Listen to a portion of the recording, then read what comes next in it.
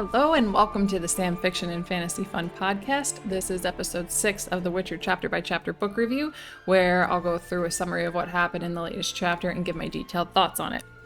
Today I'll be discussing chapter 6 of book 1, The Last Wish. We are moving along a lot faster than I thought. I don't know why it's faster than I thought. If each episode covers a chapter, I guess I didn't realize how few chapters there were in this book. But yeah, there's only 7 in total and we're in chapter 6. So one more chapter to go for The Last Wish before we move on to the next book. And I'm really excited about that. Anyway, as always, I'm going to start with a recap of last episode in case you missed it or you need a refresher. And then we'll move on to the summary of the chapter we're discussing today. So, last episode recap, we last left off with Geralt and his friend the bard Dandelion looking for work in Upper and Lower Posada. Geralt is given the job of driving a devil off the land.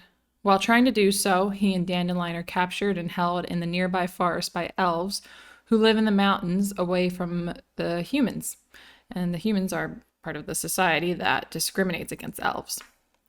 They are going to execute Geralt and Dandelion because they cannot have the humans learning about the devil, who we now know is a creature called a Sylvan, and he goes by the name Torque. And they can't have them knowing that he's stealing seeds and farming secrets and knowledge for the elves. Right before Geralt and Dandelion are about to be shot with arrows, the Queen of the Field shows up and telepathically communicates to the elven leader, Filavandrel, not to kill them, and the Witcher and Troubadour are released. Alright, so we'll move right into the summary of chapter 6. In the Voice of Reason part of the chapter, Geralt and Yennefer are in a cave with many plants discussing Yennefer, who we've only heard brief mentions of up until now. Yennefer asks Geralt to stay at the temple longer, but he insists on leaving as he's afraid of running into Yennefer there. Yennefer assures Geralt she won't be showing up there anytime soon since she and Yennefer quarreled only a couple of months ago. Geralt asks Yennefer to give precious stones he bought with the Striga reward money to Yennefer so she can pay for a procedure to have her reproductive organs operating again, which is a function that most sorcerers give up for the gift of magical abilities. Yennefer advises against giving the stones to Yennefer as it will only upset her with him more. She also advises again that Geralt allow Iola to perform the trance on him because he's not performing as proficiently as he should be, and the trance could help figure out what's causing his incompetencies. Geralt refuses again because he's afraid Iola will prophesy and he doesn't want to hear his future. Understandably so. Yennefer seems to acquiesce and asks Geralt how he and Yennefer met. From here, we segue into the chapter short story, which is also the name of the book, The Last Wish. In The Last Wish, while fishing, Geralt and Dandelion haul up an ancient sealed amphora. Dandelion, excited that it contains a wish-granting jinn and ignoring Geralt's warnings, tries to open the vase. During a struggle between the two, the vase falls to the ground and a large cloud of red mist escapes. Geralt dives for cover, but Dandelion starts to recite his 3 wishes. Instead of granting his wishes, the jinn decides to strangle the bard before he can make his 3rd. Geralt rushes to Dandelion's rescue and tries to use his sword and the Ard sign to fight the jinn. When this doesn't work, he shouts out an exorcism in a foreign language he once heard in a temple. The jinn then takes off across the river. Unfortunately, Dandelion cannot speak as it seems his throat and vocal cords have been seriously damaged, and he vomits blood. After riding all day seeking help, Geralt and Dandelion arrive at the gates of... I'm honestly not sure if this is pronounced Rind or Rind. I always read it in my head as Rind, so I'm just going to say it that way. They arrive at the gates of Rind, but they are told that no one may pass between dusk and dawn without a letter of safe conduct from the king. The guard offers them the gatehouse until morning, and having no better option, Geralt agrees. In the gatehouse, Geralt makes the acquaintance of 2 elves, Triadan and his cousin Eredil, and a half-elf knight, Vladimir. They tell him he'll need a mage to help Dandelion, but mages are boycotting Rind because of the penalties and taxes for spellcasting within the area, But there is one sorceress, though, who continues to work within the city limits, and it's Yennefer. She's currently staying in the sanctuary provided by the Novigradian merchant ambassador, Beau Barant. In the morning, Geralt sets off to find Barant's home. After entering the house, he meets the homeowner, who is quite inebriated. The ambassador asks Geralt to help him on his task of finding apple juice for Yennefer. Geralt fetches the juice, but then he finds Beau passed out. The Witcher takes the apple juice and goes in search of the sorceress. He finds her asleep in her bedchamber, but she awakens and throws a spell at him, sending him back against the wall. He asks her for help, which she agrees to because she's pleased he brought her the juice. However, she won't help him until after taking a bath, which she does while Geralt explains the situation to her.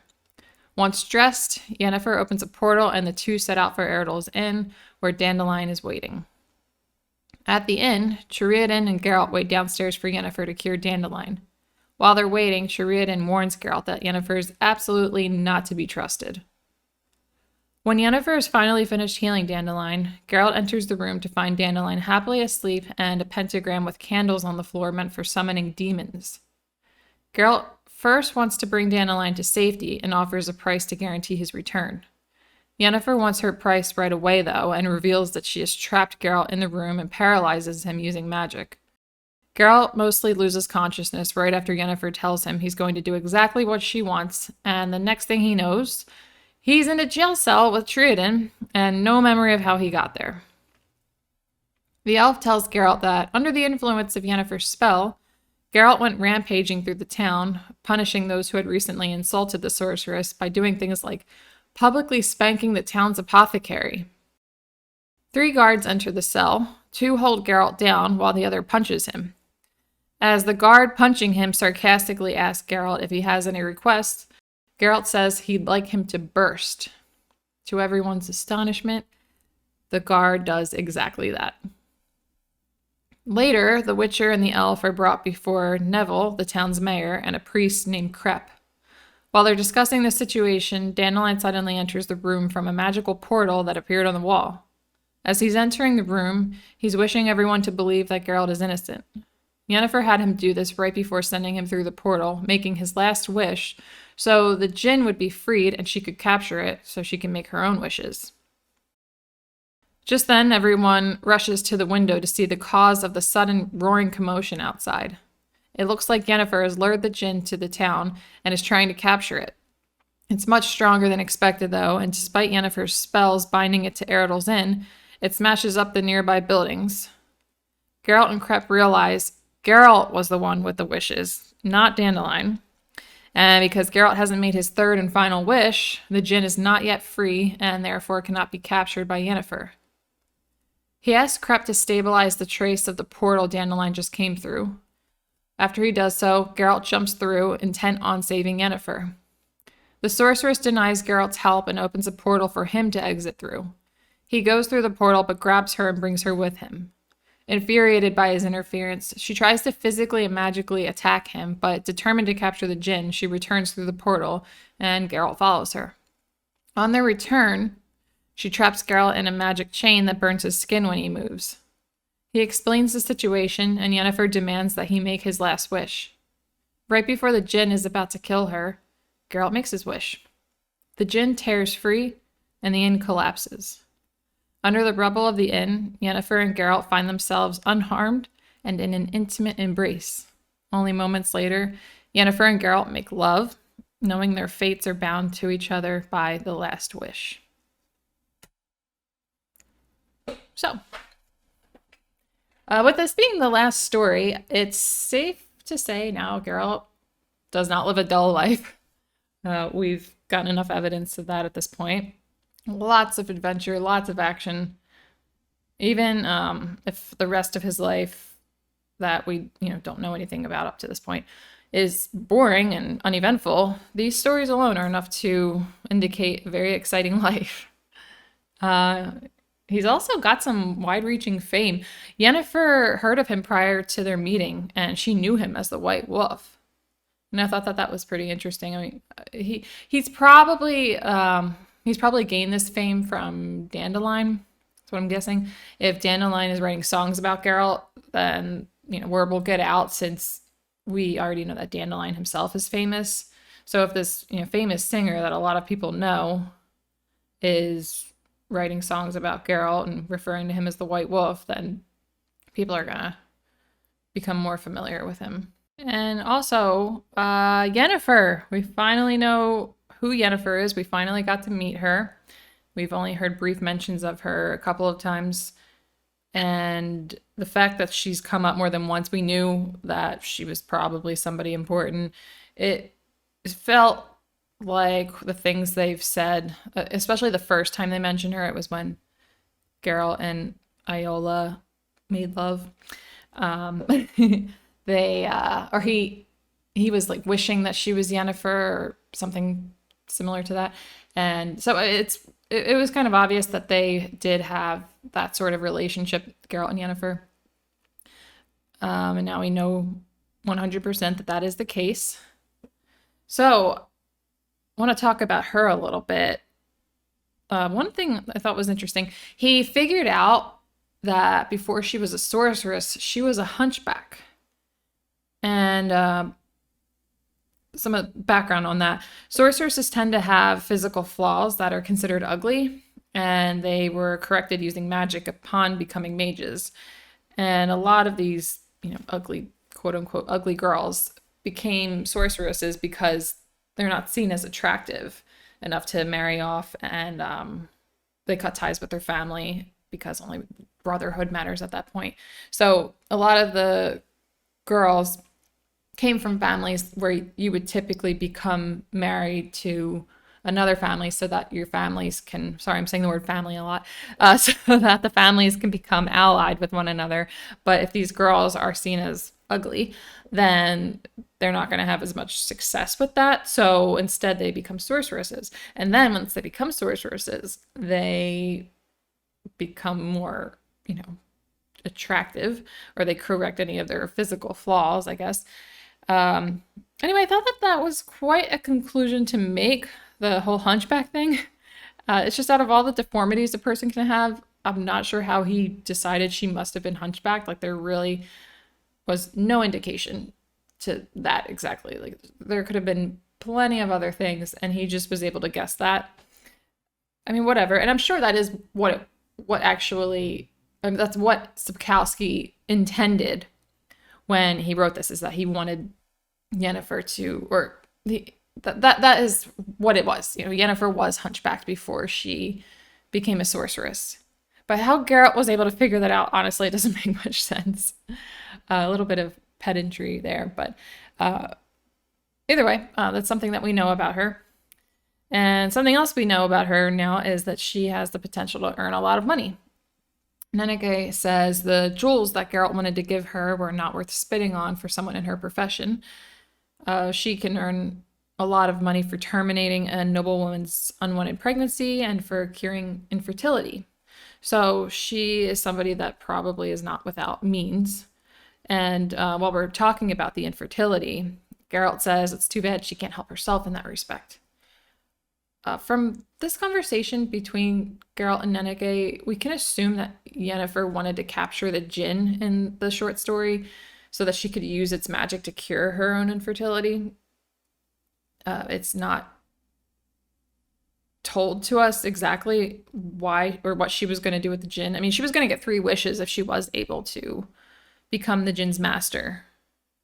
So I think we're meant to understand that one of her wishes would be so that she could have children, something that she cannot do as a sorceress. No idea what her other 2 wishes would have been, but I'm pretty sure that it would be, one of those wishes would be for her to have children again. Geralt says that she was too possessive. So in The Voice of Reason, he tells Nenneke that.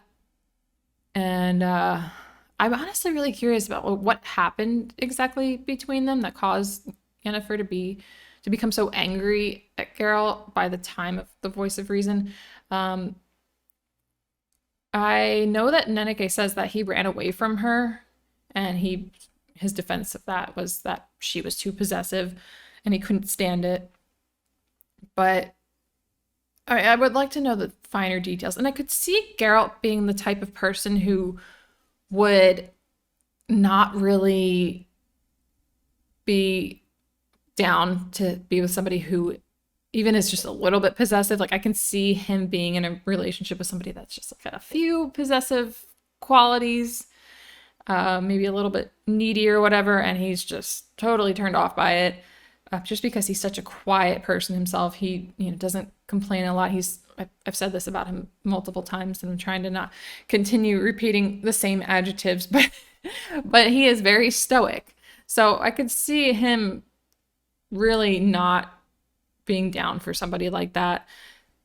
So who? I mean, for all we know, maybe she was absurdly possessive, and he was completely justified in wanting to get away from that. But it's not really talked about in detail. It's something that we might learn about in the future. We might not find out too much. But either way, I thought it was worth mentioning. And also, I wonder how long they were together. I mean, we're never given an exact timeline throughout this book. We know that the voice of reason is like present day, and all the short stories happened prior to that. They're all in the past, obviously. We don't know exactly, from what short story to the next, like when they took place. I mean, we know that the very first short story, the one with this where he lifts the curse from the Striga, that was the most recent. But as far as all the other ones go, with and I guess A Question of Price with the Child Surprise and Sintra, that had to have been pretty recent. But the other ones, and including the one that we're talking about now, we don't know exactly when that happened. So from the time that Geralt and Yennefer met till present day in Voice of Reason, we don't know how much time went by, and I'm curious. I would like to know how long he and Yennefer were together before they got to this point. So their relationship, it's kind of understandably tumultuous considering how they met, how things got started between them. It wasn't, this very sweet, loving build up to a relationship. She put a few spells on him and, did these awful things, and, she tried to make up for it, but still, it wasn't a good start. So it's not surprising that it didn't have a very good ending, if it is even over. I mean, maybe it's just a temporary ending, but she's pissed at him. We know that much. So the sorcerer profession is seen as prestigious and deserving of respect. And Yen received a lot of disrespect in Rind, and it's just probably because of her rebelliousness.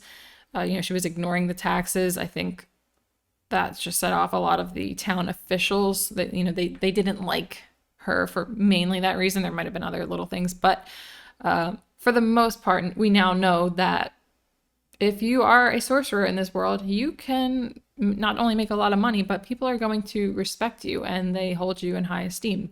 So I thought that was pretty cool. The next thing I wanted to talk about in more detail, because I didn't really get too detailed about it in the summary, was Geralt's wishes. So he had 3 wishes. The first one was the exorcism. He had no idea that he was even the one with the wishes. I don't think he even believed that was a real thing at that point. And he didn't know what he was saying when he said that exorcism, because it was in a language he wasn't familiar with. He finds out from the priest Crep that the exorcism was translated into English is something along the lines of like, get out of here and go F yourself, trying to avoid using curse words. So his first wish was for the jinn to go F itself. Not surprising, it was an angry jinn. I mean, it was angry when they released it from the vase in the first place, but it had good reason to become even more angry from there, I would say. The second wish was for the guard to burst.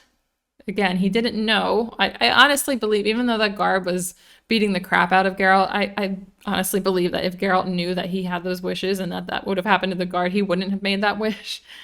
He cares a little bit too much about people and humanity to have somebody die in such a violent way. By, from his order, his wish.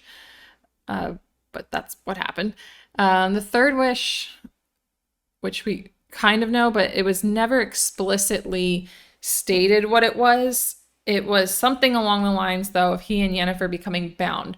So their fates would be bound to each other. Neither died when the house collapsed, and they both seemed to have very strong feelings for each other, although only knowing one another for about a day.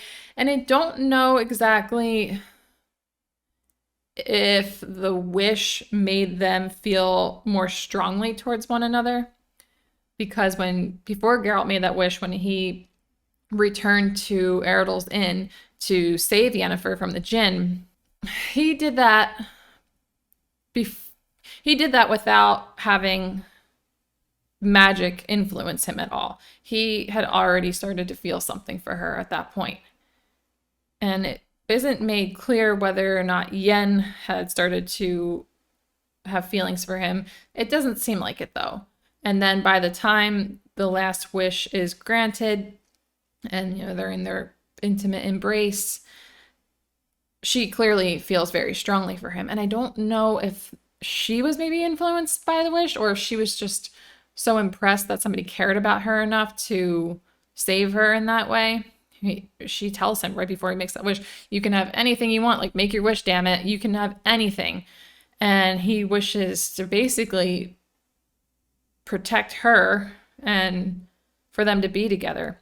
And I know that Geralt is the type of person, very common theme in this book has been how Witchers are supposed to be neutral. He is supposed to not get involved in human affairs, and he is constantly conflicted with that, and he does so anyway. And it's a big internal issue that he has.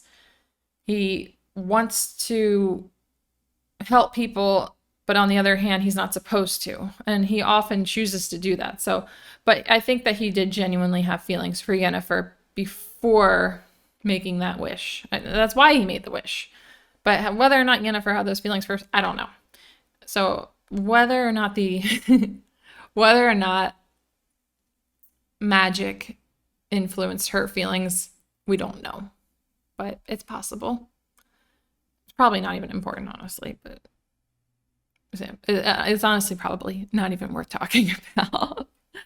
Anyway, so we learn more about the elves. We learn about integrated elves.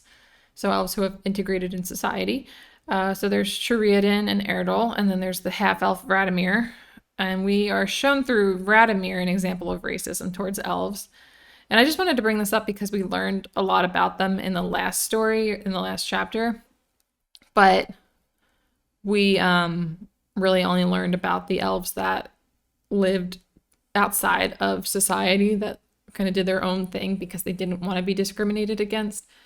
But yeah, so through Radimir, one of these integrated elves, he's a half elf. He is a knight and he's a nobleman, but he wasn't allowed to pass through that gate to get into Rind between dusk and dawn. And if he wasn't a half elf, he would have been allowed to. So right there's an example of racism. It's noted that it's difficult to guess the age of elves, and we kind of already had an idea of that from the last chapter because we learned in the last chapter that they have very long lives, that they can live much longer than humans can. So it's noted that Sheridan could have been 20 years old or he could have been 120 years old. But due to their long lives, you can't really tell. And then also, according to Geralt, the integrated elves are intelligent, funny, and they have a calm reserve, and also have unique taste for food and drinks. That was just thrown in there. I don't think that that's very important, but Geralt was drinking this tea that Sheridan or Eredal or both gave him, and he mentions that it was hard for him to drink. He didn't like it. And he didn't understand their taste for food and drink. But it's noted that they're basically good people to be around. They have a tendency for being smart and funny, and they're chill. So it's I have a feeling I'm making a note of this in this episode because I have a feeling that some of these facts are important. If they were totally relevant for the entire story of The Witcher, then I don't think they would have given us these details. Maybe they would, just to immerse us more in this world. But just in case it is important again later on, I like to bring it up. I like to, make a verbal note of it. Another example of witchers and mages having disdain for one another is brought up in this chapter. It's pretty small, but we did get the first mention of that in The Lesser Evil when Geralt is going to bring the Kikimora carcass to Stregobor, the wizard. So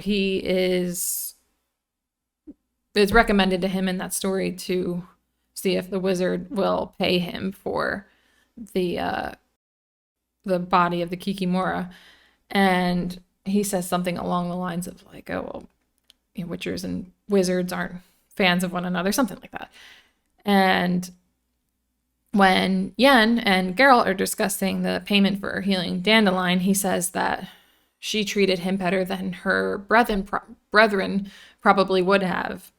And so I kind of wonder why Stregobor and Geralt didn't like each other because of their differences on conservation.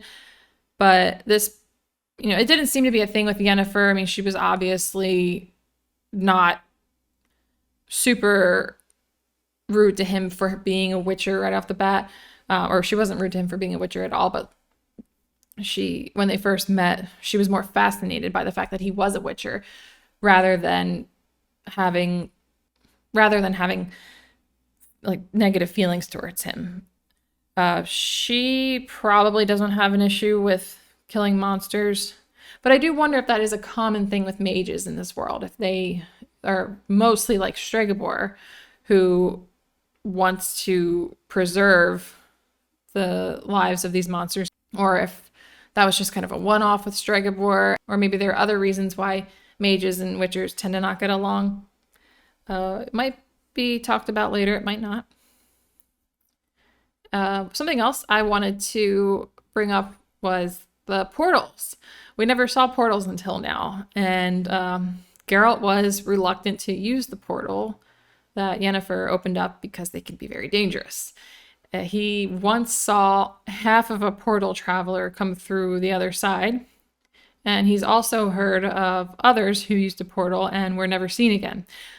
I think it's extremely understandable why he is reluctant to use those. I would never, if that existed in our world or if I lived in that world, I would never set foot in one of those. I mean, unless it was dire circumstances, but otherwise, no. No, thank you. I would never. I get it. I get why he's not about it.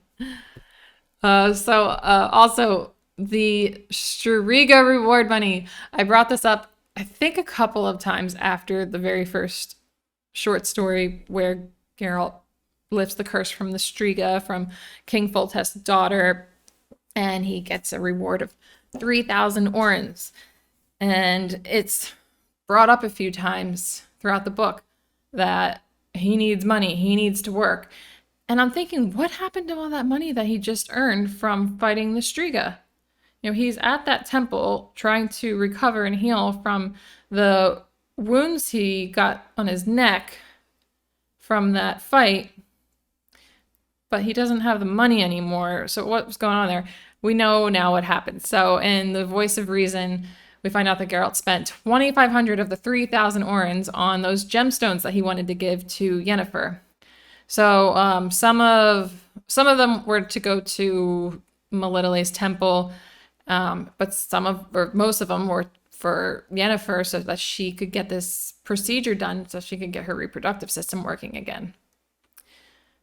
Very interesting because Yennefer makes a lot of money, as we're told right after he asked Nenneke to give the stones to Yennefer. So it's kind of weird, but I think it's because he's got a guilty conscience. I think that he and Yennefer left off on bad terms, and he was probably the one that did something wrong. I think that's what we're meant to believe here. So Geralt is a good guy, but he seems to have messed up, and he wants to use that money to clear his conscience. But it's probably, just like Nenneke said, like, it's just going to piss her off more. And I believe that after we have now met Yennefer, she seems like the type of person that would be extremely offended by receiving that from Nenneke, from Geralt. So, yeah, I think he should definitely not do that. And we're also not told whether or not he decides to actually give them to Nenneke or not. She said he goes to give them to her, and she's like, "Oh, I wouldn't do this if I were you." And then they kind of just talk, and they don't say one way or the other if he is going to leave those with Nenneke to give to Yennefer. But I hope not. Not just because I don't want him to piss her off, but mostly because they keep talking about how there's very little work for witchers, how he has a hard time making a living in this profession. It's just not a financially wise decision. Save your money, Geralt. Jesus. All right. Anyway, the last point that I wanted to bring up from this chapter, and this is something I think I've talked about in every episode, is the Witcher signs. There was Witcher signs in this chapter. I don't know why I love these signs so much, but I'm going to talk about them. I don't know. I was going to say every time they come up, but maybe not every time. If by the time we get to like Lady of the Lake and he's still using Witcher signs, I don't think I'm going to bring it up. You never know. Maybe we will. Maybe they'll be super rare by that point that I'll get excited when they come up. But we didn't get any new ones. I don't know. Maybe we've already learned about all of them by this point. So we got to see Ard. He used that to fight the jinn when it attacked Dandelion. Didn't even do anything. And that's the one that acts like an invisible force. And then Heliotrope, which he used to parry Yennefer's spell when he brought her the apple juice. I hope that there's some new ones that we haven't learned about yet, because they're just exciting. I don't know why I love them so much. Let me know if you like them as much as I do. Whenever I read them, I'm always like, oh, I don't know why. Anyway, yeah, so to conclude, in spite of the ending to the short story, Geralt and Yennefer are not on speaking terms right now, and we only know a little bit, just that Nenneke says Geralt ran away from her. It seems unlikely that this is the last we'll hear about Yennefer. Geralt clearly had deep feelings for her, and the Last Wish will probably keep them connected. Not the story or the book, The Last Wish, Geralt's Last Wish. So I imagine that they will have another meeting. Like, this isn't the last time we hear from her. This isn't the last time that Geralt and her, well, they weren't talking present day in this chapter, but I'm sure somewhere in the future she will come up again. They will be together again. It would be interesting, though, to see their relationship explored further. I want to find out how she was possessive. And then the final short story of The Last Wish was this one, but there's still one more chapter. So the next chapter is going to be just the Voice of Reason. So we're going to wrap up that story, and that will be the next episode. Because it's really short, it's only about 10 pages, I think. The episode should be really short, so I think that next episode will be a good opportunity to talk about the book as a whole. And then after that, we're going to move on to the first short story in Sword of Destiny, and I'm really, really excited. All right, anyway, if you are interested in listening or watching this differently than how you are currently listening or watching, basically this is available on Spotify, Apple Podcasts, and YouTube. So YouTube, obviously it's YouTube, so there's a video component. Spotify, Apple Podcasts, it's just the audio. Just letting you know in case one of those other platforms is more convenient for you. Yeah, if you have listened this far, thank you so much for watching. I really, really appreciate it, and goodbye.